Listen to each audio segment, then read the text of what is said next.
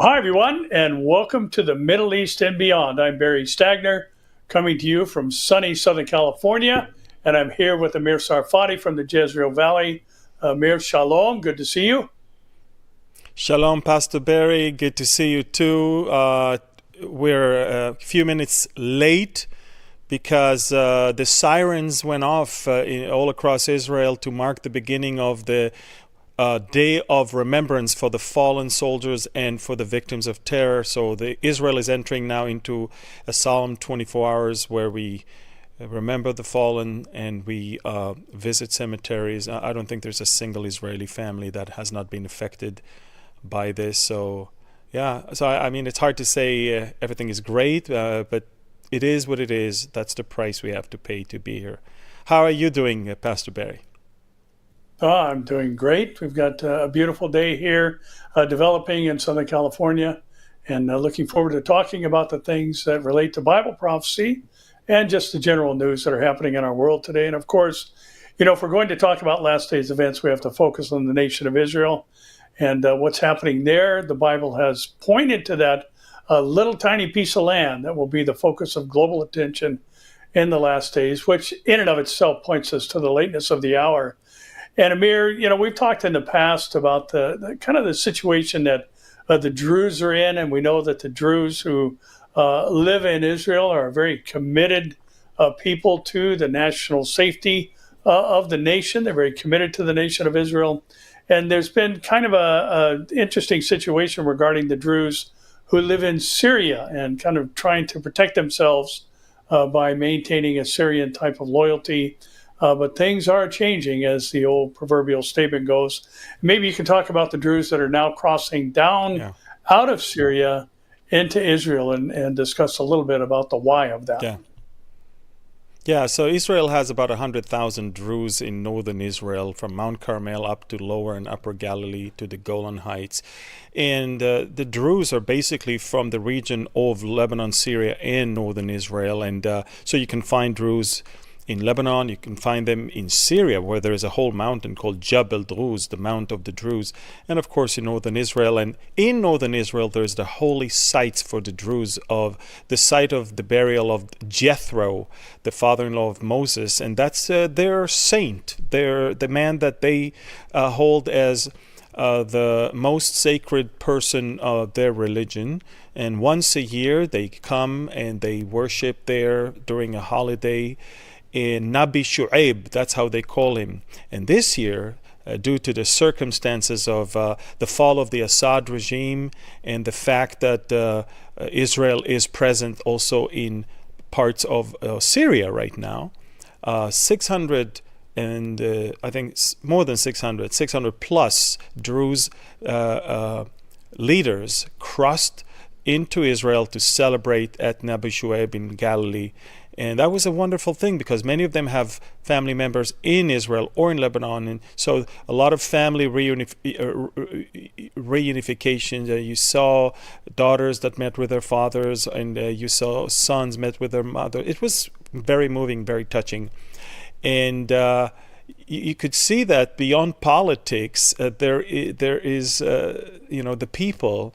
And that was amazing. But then, Pastor Barry, I guess the jihadists didn't like this whole thing.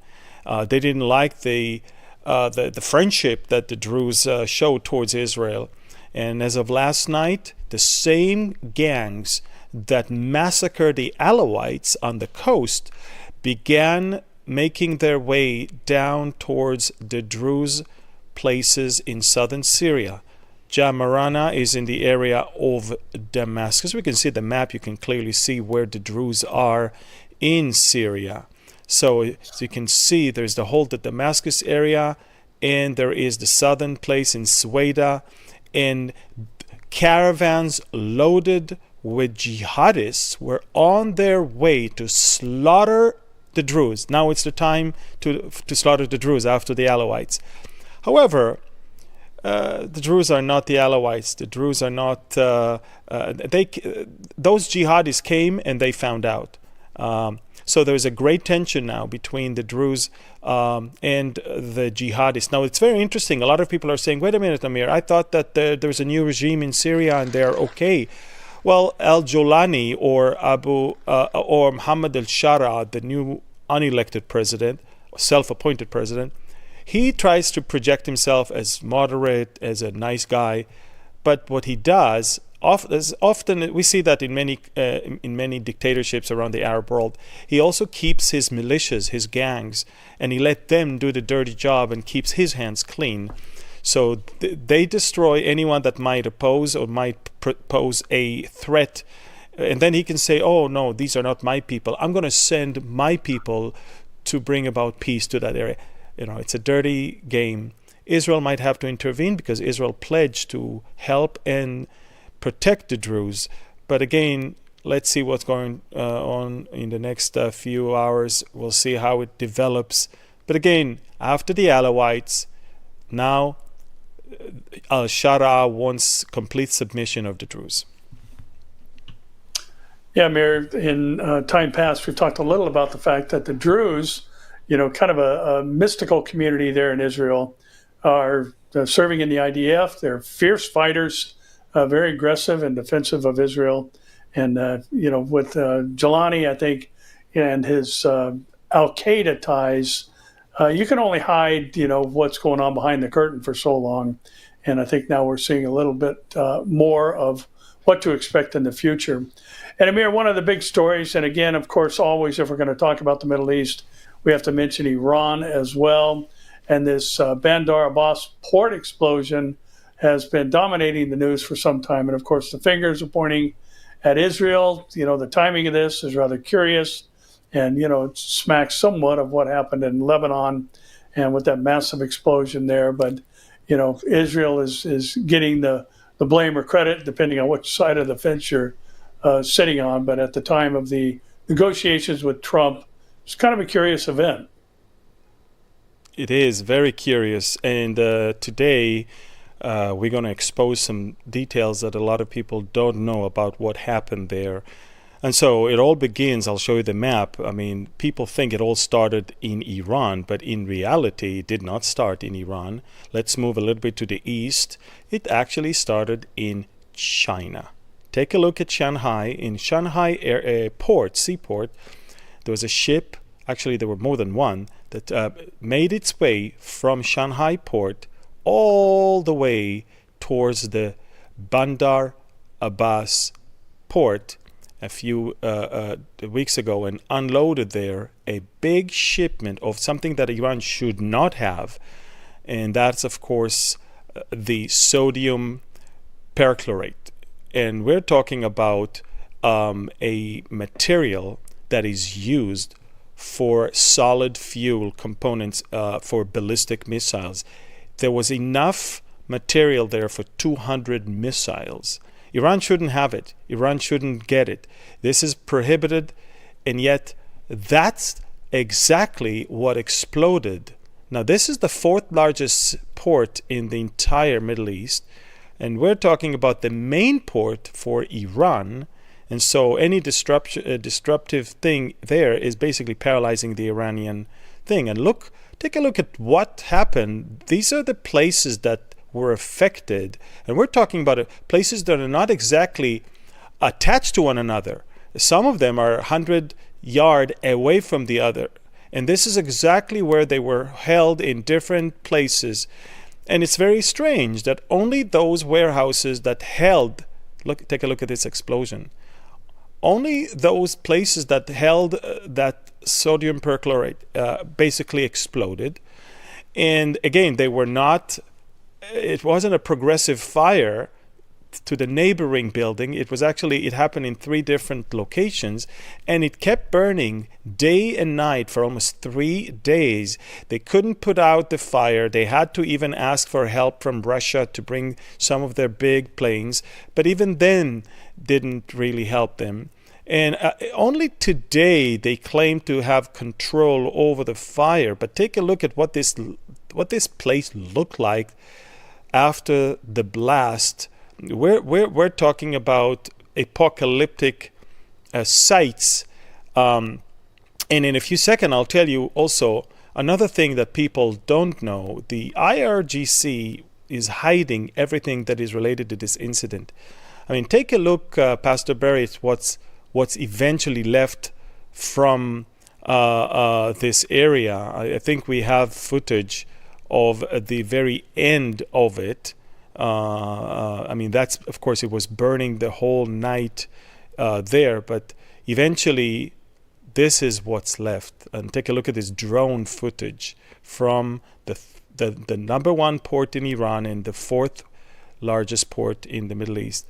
And Pastor Barry, we know that the death toll is over 100 people. Some even say 200 to 300 people. Injuries over 1,000 people. And we know that at least when it comes to the actual event, there was an Iranian leader of opposition, and she, of course, she gets the information, and she published it. And let me tell you what is exactly she said. She basically said, more than taking care of the event and rescuing people, the IRGC was trying to manage the situation from not being revealed, and neither the scope nor the actual material. And this is why one of the parliament members in Iran decided to immediately accuse Israel. And the reason is very simple. He knew exactly what exploded. And if that's not enough, the Ayatollah Khamenei also is the one who said we must investigate what happened there. But I will tell you, Pastor Bay, I'm not going to tell you Israel did it, but I will tell you why people may want to think that it did happen. It happened on the weekend that America met with Iran for the nuclear talks in Oman, which was right there, literally a few miles away from there. It happened also so the timing, the location, of course, is Iran's busiest port. And the third thing is that which actually exploded. It was only the material for ballistic missiles that Israel is against Iran having. So all these things, the timing, the location, and the actual stuff that has exploded, can cause people to guess that someone must have sabotaged these things. Yeah, the Ayatollah immediately came out and said this is the mishandling of fertilizer, trying to, draw Exactly. some type of association to the Lebanon situation. And again, this is the Iranian save face efforts, for Israel to get inside. First of all, to know what was being shipped, some of the components for manufacturing solid rocket fuel. And it is interesting, Amir, there's no reason to ship such chemicals in to Iran unless there's somewhere to use it. And again, exactly. I think with these negotiations that Trump is involved in, there's reason, I think, for concern regarding, some of the statements that he has made, about, if we come to the table with an agreement or come away from the table with an agreement, there's no need for any military action or things of that nature that we'll talk about in a moment. But Netanyahu gave a very powerful speech to the Jewish News Syndicate and gave some further details about probably something that will go down in history as one of the most incredible covert ops in the history of warfare. And that was the pager operation that we all watched unfold a year ago. And maybe you can bring us up to date on Netanyahu's speech. Yeah, so Netanyahu in Jerusalem, in the JNS, as you said, the Jewish Syndicate, News Syndicate, he appeared in a very relaxing way where he found friendly audience, and he kind of decided to, give some extra details, very, very, very spicy details. Exactly. In regards to the pagers operation. Now, first of all, the fact that Israel not only not denying its involvement, but Israel is actually boasting in doing that. But then, of course, take a look at what Netanyahu shared regarding the urgency of the operation at that specific time frame. Take a look. The third week, I think, of September, we learned that Hamas, or rather that Hezbollah had sent 3 beepers to be scanned in Iran. We had previously bombed a scanner they were going to bring in, so we got rid of that, and the guy who operates it. But now they had these, and you know, they have this minuscule amount of TNT, and when the Mossad guy showed it to me a few months earlier, he's giving me an update how many we've got inside, and I say, well, is that really going to do the job? I mean, how much TNT do you have there? And so he says, I don't know, nanograms, something like that. I said, what is that going to do? It's not going to do anything. He said, oh, no, it'll do it.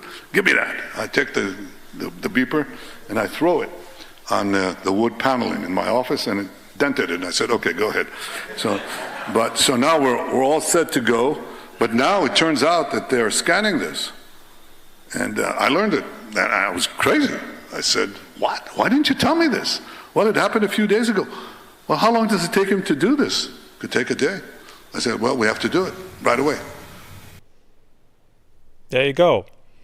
Israel was racing against the clock before the Iranians will scan and find those explosives inside the pagers. And it's just, thankfully, it worked, and that changed the whole course of the war until this very, very day. But that was not the only thing that Netanyahu shared during that thing. He basically said, we're ruling out a Palestinian state. This is not going to happen on my watch. We're not going to replace one terror regime with another. But another thing that he said is the how Israel is envisioning the outcome of any agreement between America and Iran regarding the nuclear site. So take a look at what he said about that one. You have to dismantle their nuclear infrastructure.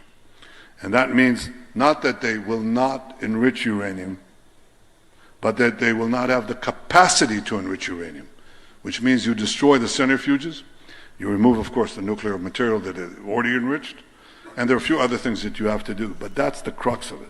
The real deal that works is a deal which removes Iran's capacity to enrich uranium for nuclear weapons. Yeah, exactly. So, Pastor Barry, as long as they have centrifuges, they will enrich uranium, not 3.5%, not 20, not 60. They want the 90+% because they want the bomb. We all know that. They know that. Everyone knows that. They did it. We're not going to settle for anything less than complete dismantling of all of their centrifuges and removal of anything they've already enriched to another place. And by the way, the last thing he said is that we might have to destroy the nuclear sites if that is not going to be achieved. So basically, Netanyahu is telling the American team also, anything less than the Libyan model will cause us and drag us to do what we prefer not to do, but if we have to, we will do it. Yeah, and Amir, the aspirations of the Iranians, I think, are made clear from multiple things. You know, enriching to 60%, we've talked about that in time past, but also a heavy water plant, you know, which allows the enrichment process to be sped up. It's only one reason to do that. You don't need to speed it up to get to 3 to 5%. If you're looking for, you know, something that is a concentration of 90% in order to create that fissile material, which can be used in a nuclear bomb, that's where the heavy water plant comes into play. So they're, you know, basically they're telegraphing their intentions through many, many different fronts. And again, their desire is not for energy, but rather to eliminate the great Satan and the little Satan.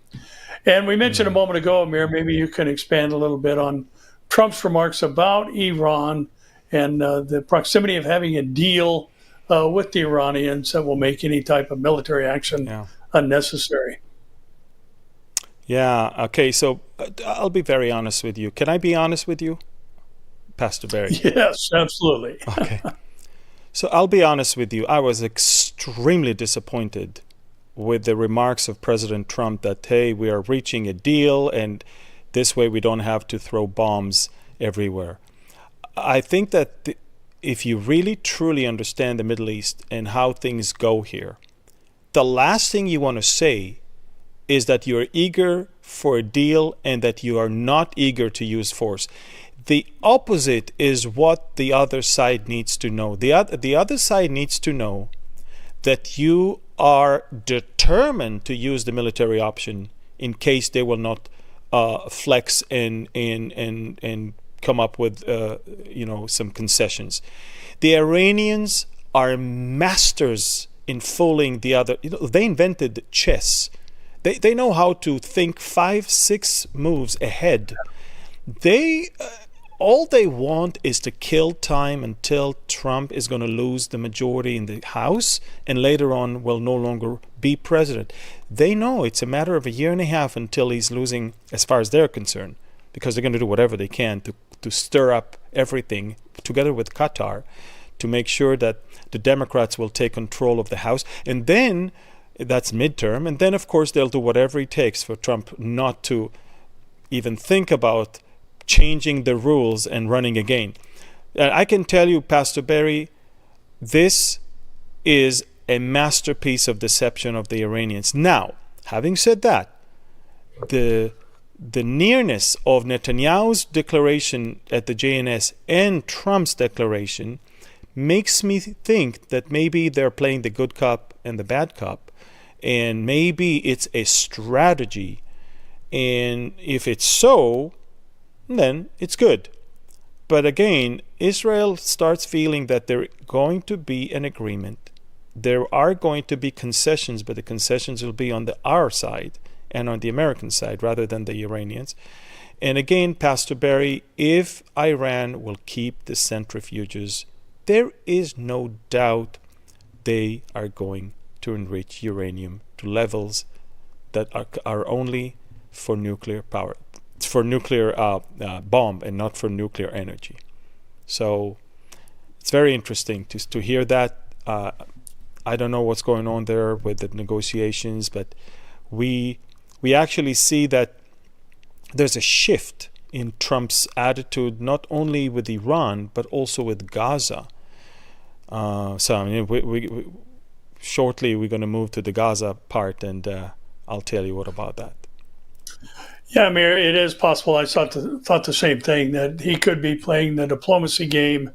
And, it is curious to me why so many Western nations just don't understand the mindset of the Islamic community, especially the extremists. It seems like Israel's the only one that really understands what their goals are and that they mean what they say. If they want to destroy the great Satan and the little Satan, that's not a joke.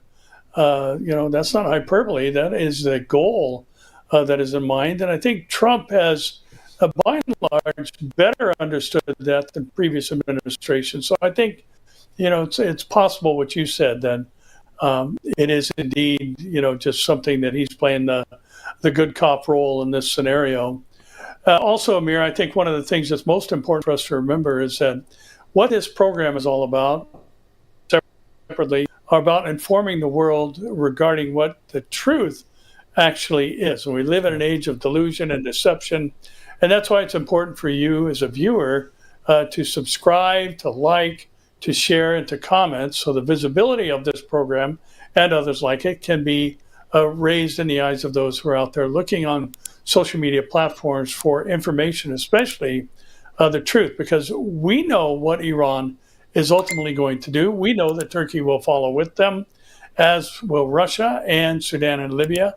We know what's coming, and we know that because of God's word. And that's the value in doing this program. Mm-hmm. We, again, enlist your aid in getting the word out as a viewer. And Amir, maybe you can continue on your thought regarding the Gaza Strip and some of the comments made by Trump regarding aid to Gaza and the other things associated with that. Yeah, so even here, maybe there's a good cop and a bad cop strategy, but this time, both of them are Americans. So we've got President Trump telling reporters aboard Air Force One that regarding Gaza, they're suffering, and I ask Israel to send them medications and food, blah, blah, blah. And what makes me angry is that no one talks about the fact that the medication and the food needs to go to the hostages. That's the problem that we have there. And so the interesting thing is, while Trump is saying that to reporters aboard Air Force One, the newly appointed ambassador of the United States to Israel, Governor Huckabee, now Ambassador Huckabee, he actually said something a little different when it comes to the hostages and to the food and medication in Gaza. Take a look at what Ambassador Huckabee said. They steal it, exploit it, and make their people starve while they themselves live large. This is the tragedy of what's happened in Gaza. I don't blame Israel for that. I blame Hamas. They're the ones who overrun those borders on October the 7th and slaughtered and massacred and mutilated people. And they're the ones who continue to make it miserable, not just for the hostages. They make it miserable for their own population and steal the food from the mouths of the babies of Gaza themselves. I don't understand how people can be that vicious and cruel, but that's what everyone is having to deal with when it relates to Hamas. Yeah. And so, Pastor Barry, another thing that kind of worries me a little bit as of late with President Trump is the fact that Qatar is a country that he's respecting too much and giving it too much credit. And I would like to share with you and with the audience something that many people don't know. May I read? Basically, let me tell you that in regards to Qatar, there is, of course, stalemate in Gaza right now, and it's being, we're being criticized for not doing something. But then, a week ago, Qatar's prime minister visited the United States and met with President Donald Trump, with one of the main topics of discussions being Hamas's continued presence in Gaza, a situation Israel cannot allow to persist. Immediately after the meeting, conversation took place between Trump and Israel's prime minister, followed by a trip by the head of the Mossad to meet with Qatar's prime minister. That's Brigadier General that was interviewed said, I assume Trump told Netanyahu something like, Bibi, go meet this guy in Qatar, he has something to tell you. So the Middle East expert emphasized that while Israel focuses on the release of hostages, Qatar's primary concern is ensuring Hamas's continued presence in Gaza. Until a few months ago, Qatar was talking about the hostages, and the issue of Hamas was on the sidelines. Today, Hamas's survival has become their central focus, and they're no longer hiding it, he said. He warned that Qatar's return to the scene is not a good event for Israel. Qatar is placing a lot of pressure on Trump and on Israel to leave Hamas in power. And when they say, let's have a truce for 5 years, let's have a truce, and in return we'll give you all the hostages. What they don't tell you is, let's keep Hamas in power. And that, of course, cannot happen and should not happen. And I hope that Israel is going to show determination, because only eradication of Hamas can ensure a better future for us, for our children, and also send a message to all of our neighbors that Israel is not someone you want to play around with. And if you do it, you'll find out. Yeah, Mayor, it's always bizarre to hear the accusations of genocide being leveled at Israel, especially after what happened on October 7th. But on top of that, you look at some of these negotiations, you see that a handful or even one Israeli is exchanged for hundreds or even 1,000 prisoners that are Hamas or terror related. And, if Israel was into genocide, there wouldn't be thousands of prisoners to release. They would have been executed in prison. if that was the ultimate goal. And, again, just thinking of the world and so many who are, following this pattern of wokeness and liberal left thinking, it just defies logic. And this kind of plays into what we know is going to be the predominant factor that infiltrates thinking in the last days, and that is delusion. And boy, are we living in that age now. Yeah, and I want to add, Pastor Barry, thank you for saying that. I want to add that Israel is the stalemate that we're in right now. It's because we really want to find a good solution to bring our hostages back. And also, believe it or not, we do want to find a solution where the Gazans will get their food instead of Hamas taking it. That's why, look, we are creating, out of all the 5 areas of Gaza, we are now creating a new humanitarian zone near Rafah that will ensure Israel's complete control over what's going on there. And we're going to have American companies that will deliver the food and medication to the Gazans, so Hamas will be completely out of the picture. So Israel is truly doing whatever it takes, to bring about the release of our hostages, and to ensure that the Gazan population is not exploited by Hamas, and they will get what they need. It's just that we don't want to play in the hands of Hamas. That's all. And I'm proud of being an Israeli that is not out there to just kill anyone. I want to bring to justice those perpetrators and anyone who assisted them. And I think that Gaza is not inhabitable. I mean, the footage is talking by itself. I mean, it's uninhabitable.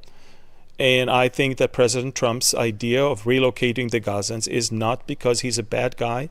It's because he cares about them.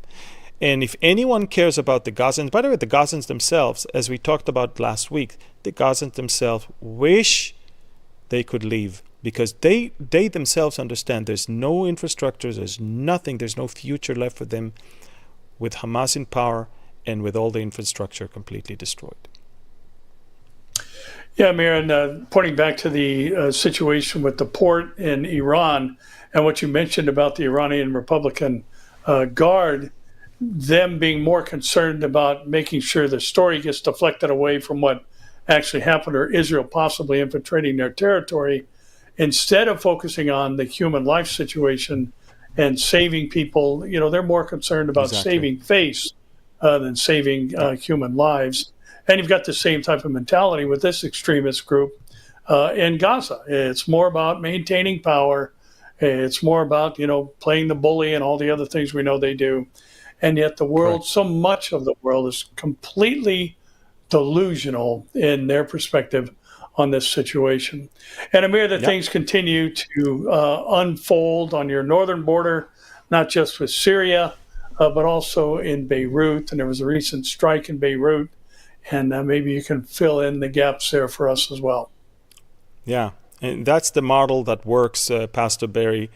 We are determined everywhere we know that Hezbollah has infrastructures, some parts of ballistic missiles or missiles themselves, or drones or whatever it is, we are determined to destroy it. And by the way, I know people may not believe me.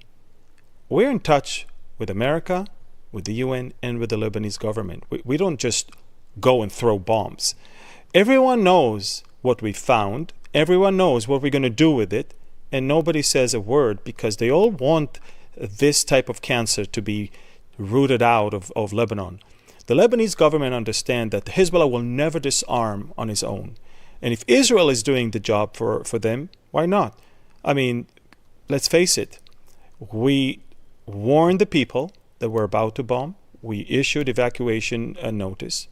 Then we did the knock on the roof, where we dropped small bombs just to scare everyone so they can leave. And eventually came the attack, and take a look at what it looked like. And as the building was attacked, and trust me, a lot of stuff went in the air over there. As you can clearly see, the mushroom, the smoke mushroom going up in the air. And then, of course, the aftermath is what you see right now. And by the way, everything you see here is on my Telegram channel. Listen, people, that's what you want to follow. I mean, there is a QR code at the very far end above Barry that shows up every few minutes. You want to scan the QR code and you want to follow me on Telegram. Non-stop, 24/7 news right from the ground.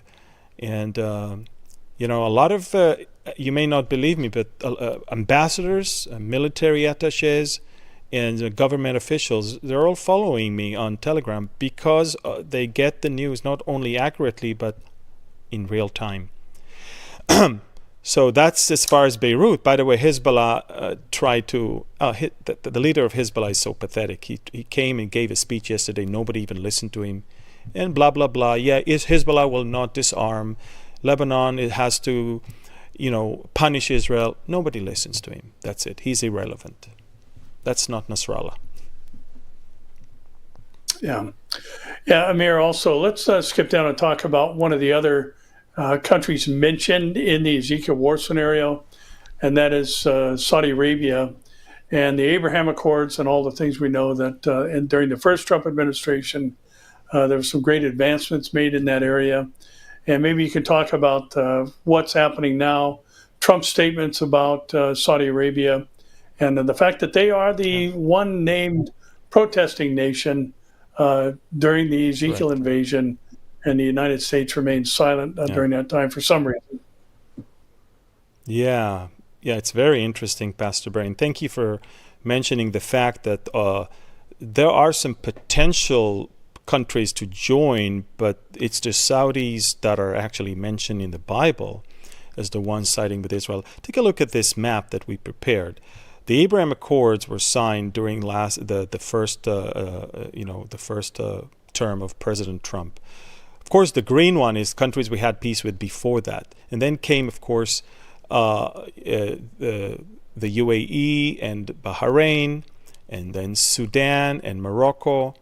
But now when you look at the purple ones are the ones that are now next in line, which is Saudi Arabia, Syria, Lebanon, and Indonesia, and maybe even more.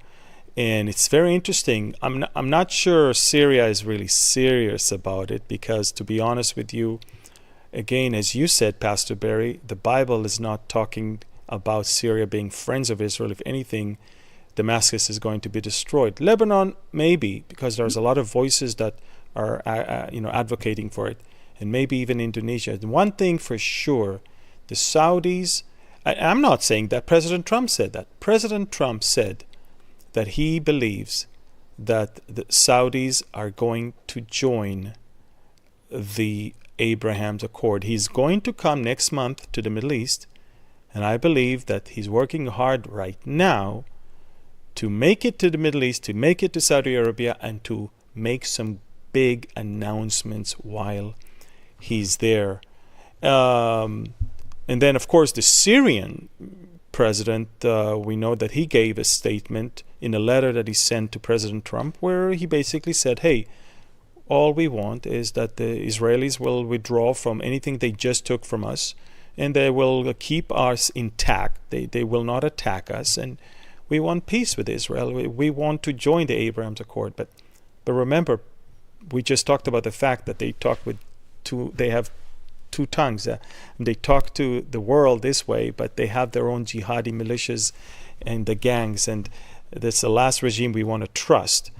But Minister Ron Dermer yesterday also gave a speech at the JNS, and when he was asked, how do you think the Middle East is going to look like 12 months from now? 12 months from now, and then he said in 12 months, Israel will already have victory in the war. The war will be behind us.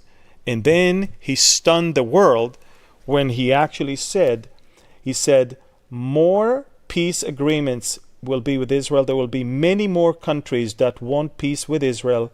But then he said, but victory, however, is the key. They wait to see how we end the war.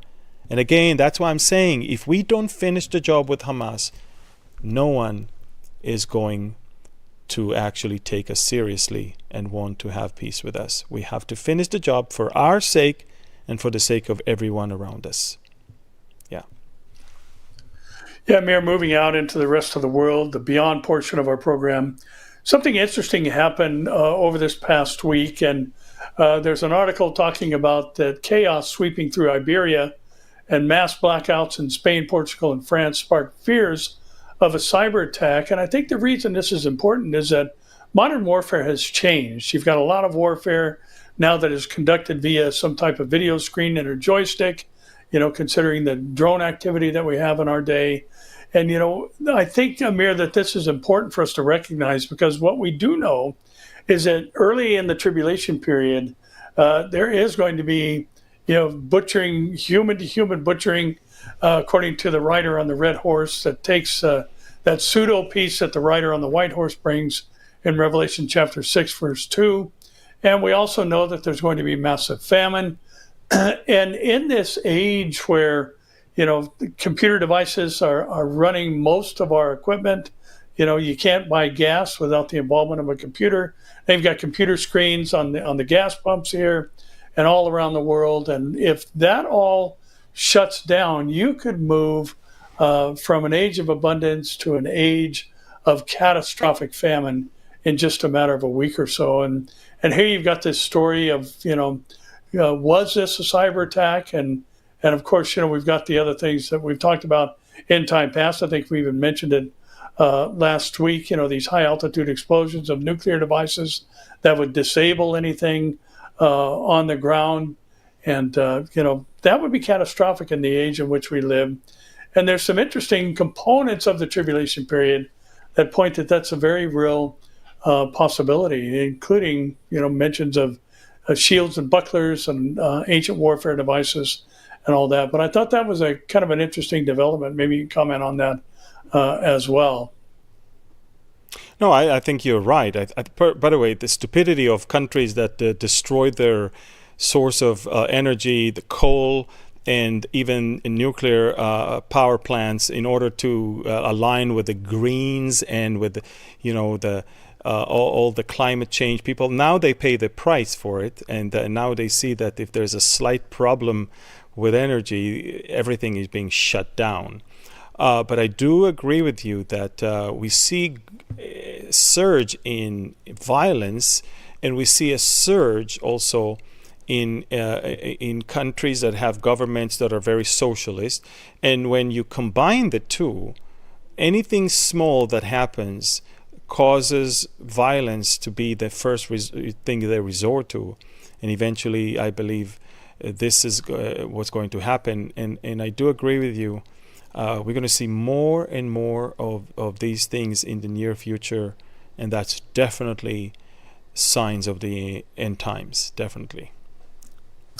Yeah, Amir, I think it very definitely tells us that we are in close proximity to a major transition, which is introduced by the rapture of the church. And then at some point in time after that, I think we agree that there's most likely and even a necessity of some type of gap between the rapture and the beginning of the tribulation, which many events that will impact the world are going to develop during that time. But, watching what happens in the scenario reported in Revelation chapter 6, these kind of stories remind us of what Jesus talked about in Matthew 24, 3-8, about these normal recurring events in the world, wars and rumors of wars, ethnic tensions, famines, pestilence, seismos, earthquakes, and atmospheric events. And now we've got something rather interesting popping up on the radar here in the United States, and that is that the CDC is reporting that U.S. measles cases are surging. And this is something that's been long under control.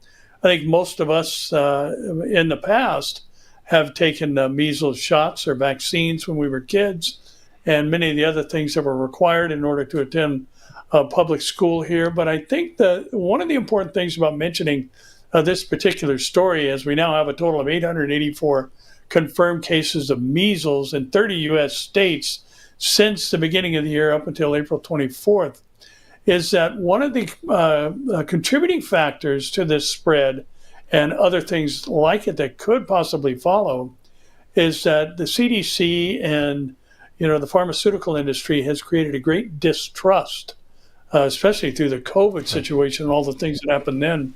And so people are afraid of vaccines and don't want to or don't really trust those who should be in positions of great trust. And so we're seeing this develop rather interestingly. And Jesus said there would be plagues or pestilences on the rise in the last days. And this story certainly underscores, seems to be developing too. Yes, absolutely, absolutely. And we're going to see more and more of these things arising and spreading throughout the world. And again, Pastor Barry, sometimes there could be a real crisis. I mean, for example, there could be a leak from a lab, but then A, they sell you a different story, and B, they take advantage of a crisis and they try to promote their own agenda that has nothing to do with it. But and that's the distrust that everyone is having right now. And this is the thing I like about, what we do. I mean, we're obviously reporting the news, but it has to be very clear. We're not news agencies. We're not a TV network. We're here. What we mostly care about is your understanding of the world in light of the Bible and you Amen. following the Lord.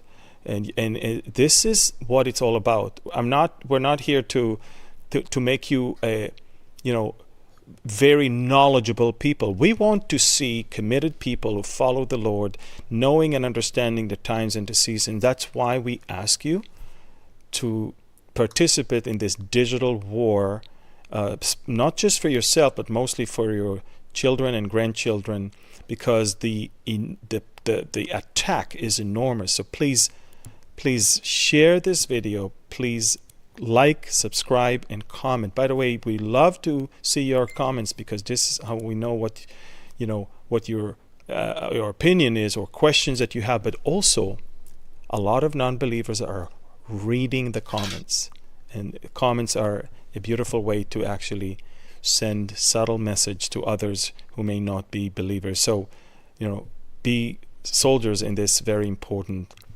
war. So we've got interesting thing from Washington, Pastor Barry. What is it? Yeah, it's very curious. The state of Washington, just north up in the Pacific Northwest, north of California, above Oregon, has become the first state in the United States to recognize Islamic holidays as state holidays. Now, the curious thing about that, and Washington State is very liberal, it is the most significant portion of the population, or the concentration, I should say, of secular rationals, people who have no religious affiliation whatsoever. They don't recognize Easter and they don't recognize Yom Kippur, but they are now, according to legislation the governor has signed, going to recognize Eid al-Fitr and Eid al-Adha, two Islamic holidays, and this legislation has been signed into law just this month. And what a backwards and upside down world, country now that we live in. Absolutely. And again, Eid al-Fitr and Eid al-Adha, these are the highlights of a Muslim calendar. And if you think about it, America today, by the way, Canada, UK, parts of Sweden, Belgium, Netherlands, I mean, it's all changing. But at the same time, I do believe that the vast majority of the people, it's the silent majority, eventually they will push back. And especially in Europe, they're going to have to push back because none of them wants all of this. And this is why I believe that as far as Western Europe is concerned, the Antichrist will be the one that they will turn to bring about order in the chaos that is going on right now. Europe is committing suicide. Not only Europe, Canada is committing suicide.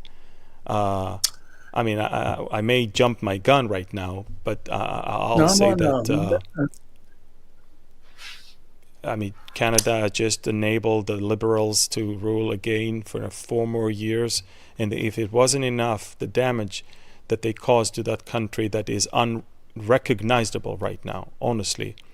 And I'll be very honest with you, Pastor Barry. The Jewish people in Canada should understand that the leader of Canada is not a friend of Israel. It's not a friend of the Jewish people also. And the leader of Canada accused Israel for genocide, is actually placed embargo on weapons for Israel. He's siding with the pro-Hamas people, and Canada is going to go through a horrible situation. By the way, which is why we have a heart for Canada, especially for the remnants in Canada, and you and I are planning a tour across Canada to bring not just the good news, but to bring up to speed everyone there about the times and the seasons in which we live. We'll teach the book of Daniel, the book of Revelation. We'll do nights of Bible prophecy in Victoria, Vancouver, Calgary, and Oakville. About 80% of the seats were already booked, but you've got a chance by scanning the QR code that you see on the screen right now, and hurry up and sign up to be part of our Canada tour this coming summer. We have a heart for Canada, and we really want to see Canada. If Canada is not voting the Conservatives, at least we want to see Canadians coming to Christ. It is the only hope of Canada anyway. Pastor Barry,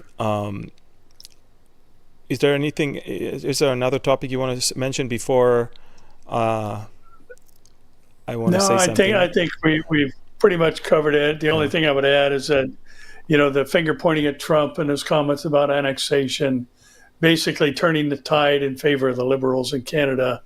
And, again, Amir, for me, this kind of highlights the fact that, people place a value in comments that shouldn't necessarily be there. America cannot annex Canada. Canada's a sovereign state, or country rather, and he's just talking trash, and which is something that he does quite often, and it's kind of his MO. So, it's sad to see people knee-jerk reaction and say, yeah, we want more of the same, instead of doing something that could turn things around for them. So, Mayor, why don't you talk to us about a very important resource that's available now? Yeah. Unfortunately, what we see in the streets of Vancouver, the streets of Montreal and Toronto, is a blind hatred toward Jews and Israel because of fake news and fake propaganda pushed by Qatar, pushed by Hamas, pushed by so many others, and the young generation being brainwashed. And I want people to watch this video right now.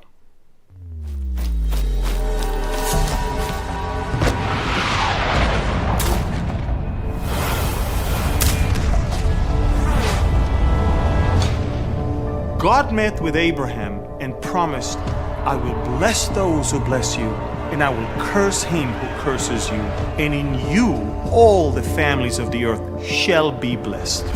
This covenant began a relationship between the Lord and Israel that continues to this day. Since October 7th, we've witnessed a tsunami of anti-Israel propaganda flooding the world. Nations condemned Israel, protesters filled the streets, and anti-Semitic hatred spread globally. Most shocking of all, many Christians suddenly began questioning whether today's Israel is truly the Israel of the Bible. This book is the answer. How could God's chosen people experience hatred from God's chosen church? Because many sitting in pews don't understand the unbroken connection between Abraham's Israel and today's Israel.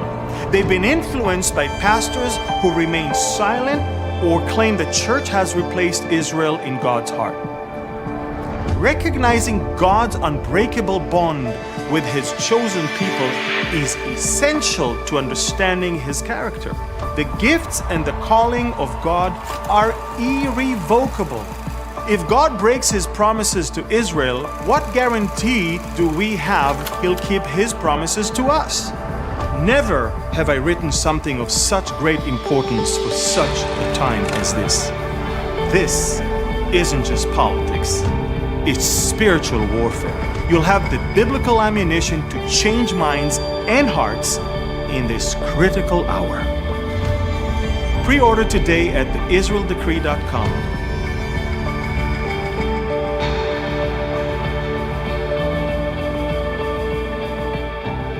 Yes.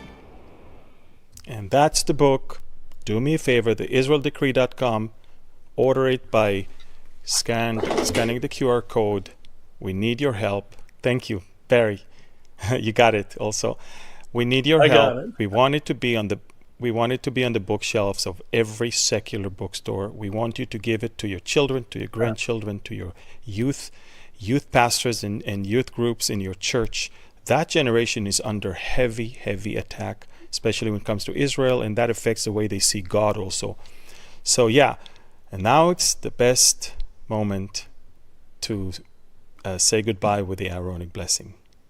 So let's do it.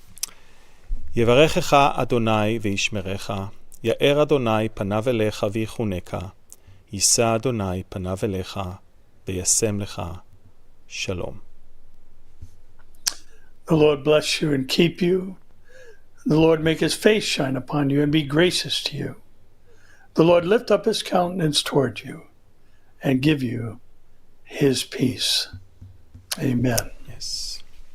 Amen. And I want to remind everyone, Israel just entered into the Memorial Day for the fallen soldiers, and the most solemn 24 hours in our country's calendar.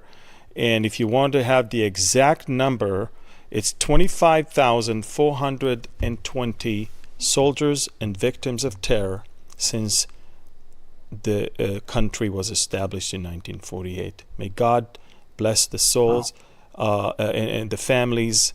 I come from a family that I lost my uncle in 1967. I don't think there's a single family that didn't lose someone, dear one. Yeah. So may God bless Israel. May God bless the families and give them comfort. Thank you, Pastor Barry. Thank you, everyone, for watching. This update is super important. Please share it. We're going to try and run it a few times in the next 48 hours so all of you can have a chance to comment, share, and like and subscribe. God bless you and shalom.